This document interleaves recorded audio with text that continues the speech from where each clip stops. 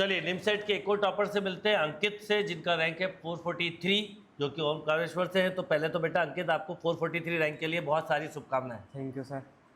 तो अंकित आप ये बताओ मुझे, क्योंकि आपने पूरे साल क्लासरूम में पढ़ाई करी Yes, है ना, तो आपकी इंटायर जर्नी कैसी रही, क्या एक्सपीरियंस रहा और किस तरह से आपने अपने आप को तैयार किया?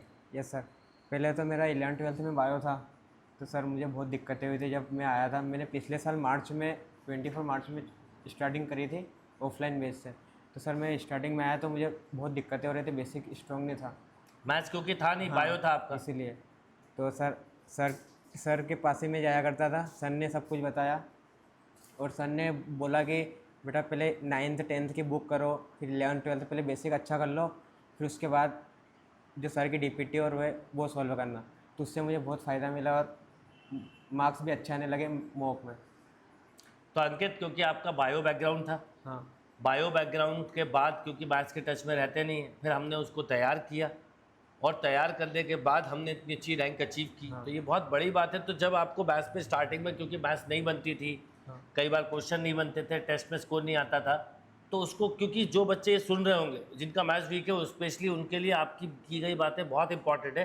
तो ऐसा होता था ना कि मैथ्स समझ में नहीं आ रही, क्वेश्चन नहीं बन रहा है, स्कोर नहीं आ रहा, तो उस समय उसको कैसे हैंडल करते थे? सर मैं ये बोलूँगा कि आप बाई चांस आपसे क्वेश्चन नहीं बन रहे तो आप बड़ी बुकें ना करें और छोटे बेस मतलब 9th-10th से स्टार्ट करें। यदि आपका 9th-10th अच्छा होगा ना, तब अच्छे क्वेश्चन कर लोगे।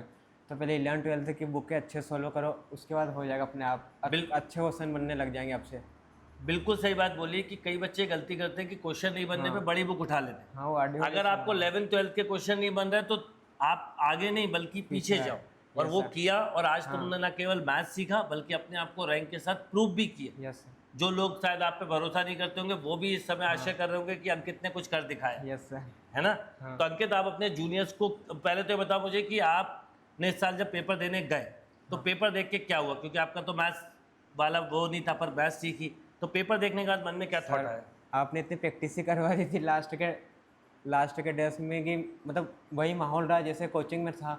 पेपर भी वैसा ही आया था जैसे आपने लास्ट में मॉक में हुआ था, वैसे ही सेम टू सेम फीलिंग आई थी। और आपको याद किया, डायरेक्ट पानी पिया और पेपर दे दिया। हाँ पेपर। Very good. तो अब ये बताओ कि अपने जूनियर्स को क्या मैसेज देना चाहोगे? मैं यही बोलना चाहूँगा कि सर जैसे बोलते हैं वैसे करते जाओ। सर बोले कि 9th-10th तो वहीं से चालू करो और सर की डीपीटी करो, बुक लगाने की ज़रूरत नहीं है।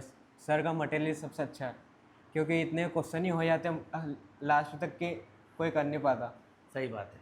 तो अंकित, चलो आपसे बात करके बहुत अच्छा लगा। अब आपने एक सफलता हासिल कर ली। Yes sir. बायो होने के बाद मैथ्स भी सीखी, रैंक भी लाए, और अपेयरिंग भी था। अपेयरिंग में साथ आपने निकाला। एक और बात याद रखिएगा कि इसने कोई ड्रॉप नहीं लिया, अपेयरिंग के साथ ये रैंक अचीव करना, और वो भी बायो स्टूडेंट का इस मैटर रखता है।